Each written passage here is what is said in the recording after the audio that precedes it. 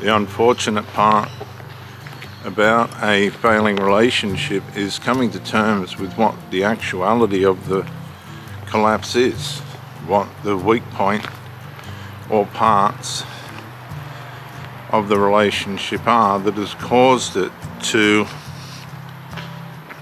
collapse or fail the way that it is. And trying to come to terms with some of the reasons isn't easy, because when you're dealing with fallen human nature, things that rise will fall again. That's what human nature does. It brings things down, it pulls things down, it ruins things that are good. And it usually starts within the individual, and then from there it spreads to the people and communities around it. And that's why we have so much trouble and evil in our communities. It's like a virus, it's like a drug. The sinful nature is one of these things that just doesn't go away. And unfortunately, even religion has failed to deal with it, which was where it was actually revealed and dealt with at the cross. When Jesus died on the cross, he died for our sins, for our sinful nature. But even that's been messed up. So you're dealing with people, even those that do know they have a sinful nature. Once somebody loses attraction for you, or something like this happens, and they've now lost interest in you, that's where, come on mate, the trouble starts. Now deep inside, that person might care about you and love you. This is the paradox, you see. A lot of people will say, yes, well, I do love you and I do want you and I want this to work. And you'll be wondering, well, why isn't it? If they don't know, how are we going to fix it? Well, you're not, because the sinful nature deceives. It works on the premise of deception, and that deception works its way out of that person after it's run its course on the person's mind.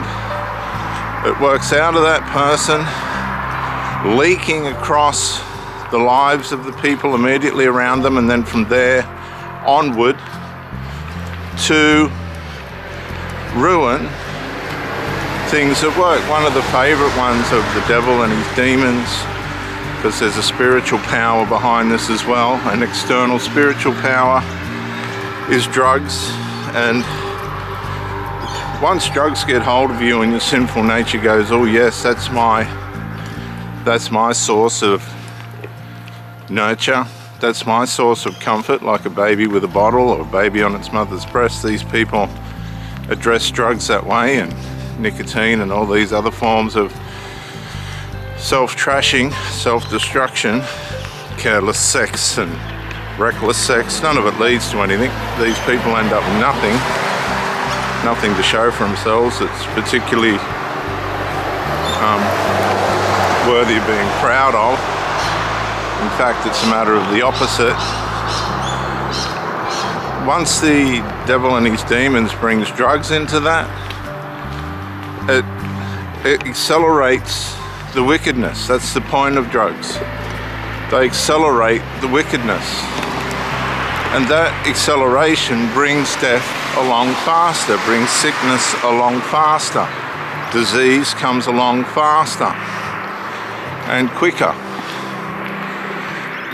So it's an accelerated form of nurture, dysfunctional nurture, that brings sickness, death, and all the other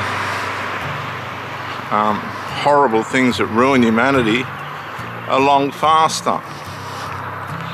And so all of a sudden we've got these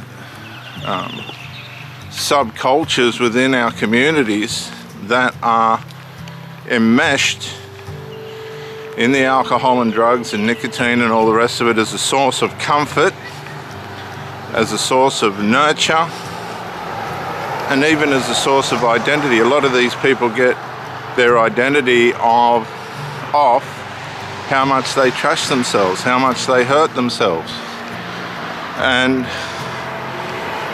or how much drugs they have, or look at me, look how wasted, oh you were unreal the other, wow that stuff was unreal, all this stuff. And the consequences of this often are how much of a victim this person is, and they grandiose their victimhood, which gives them permission to continue in the reckless behavior, and they get little support people, just reckless, careless, dysfunctional, and actually wicked care groups around them, parents or children, that enforce the justification of this self-destruction.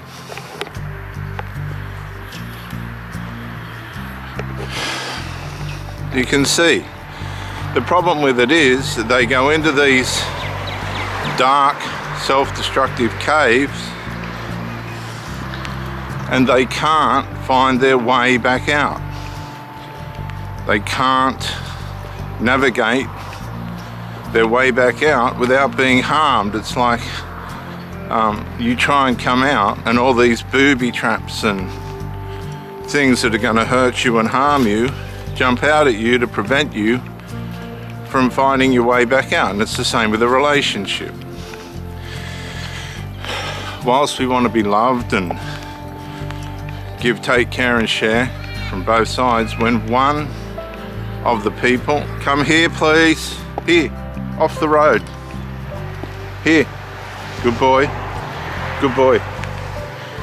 When one of these people become reckless, or both of these people become reckless, this is where the real trouble starts, because now we're getting into the real heart of the things that matter, the deep, we're fracturing the deep core of what the person's values and identities are. They're just getting fractured, and all the psychological viruses are going into the mind and disrupting the mind, and this causes, again, this gives permission via I'm a victim to grandiose their victimhood, their victimness, the throne that they sit on in their victim mentality, which gives justification to excuses to abuse alcohol, drugs, chemicals and other substances, and for our people to buy into this lie, this deceptive, self-destructive lie. So you've ended up hopefully not being one of these people, but if you are, you need to sort that out fast and come back to yourself, find a way out of the addictions and the abuse that you perform. But if you're with one of these people, which is what I'm more concerned about, you need to learn to detach according to the sinful behavior, the bad behavior. You see, because a lot of these people will fly under the radar. Now, as you see things in a relationship, you've got to put your devotion and your faithfulness to the side. They're intact. But if you start them to allow your faithfulness and devotion and loyalty, if you start to allow those things to mislead you into places where you don't belong, in staying in relationships that a relationship is not healthy for you, then you're going to fragment your true self. You're going to be living in a lie that you're created, in a fantasy, a harmful fantasy that's going to help you to be able to maintain yourself in a situation where deep in your core you know you shouldn't be. So you have to detach yourself in parallel to the bad, sinful behavior that this person's perpetrating on you within the relationship, because they'll make out you're the problem. As you detach, you're actually rehabilitating yourself. You're saying, right, I don't have to live in unison with this sinful, horrible behavior. I don't have to be subject to what this is doing to me mentally and trying to fragment my person.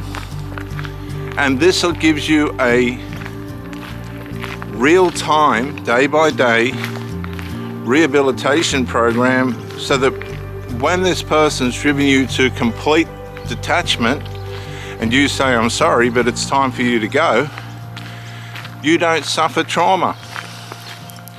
You might suffer some disappointment and frustration and anguish and all those things, but you will not suffer the trauma. You'll protect yourself from trauma. It's the people that don't treat people that are treating them bad in here please, in unison with that. You detach and separate according to the way people mistreat you. And once you've got to the detachment stage, that's told you that this is who this person is. It's how they really are.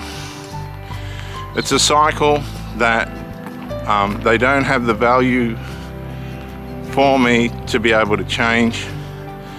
You rehabilitate after the relationship to get yourself back to your proper working self, functioning self. Go no contact unless there's children, and make that very limited, and never, ever, ever, ever go back.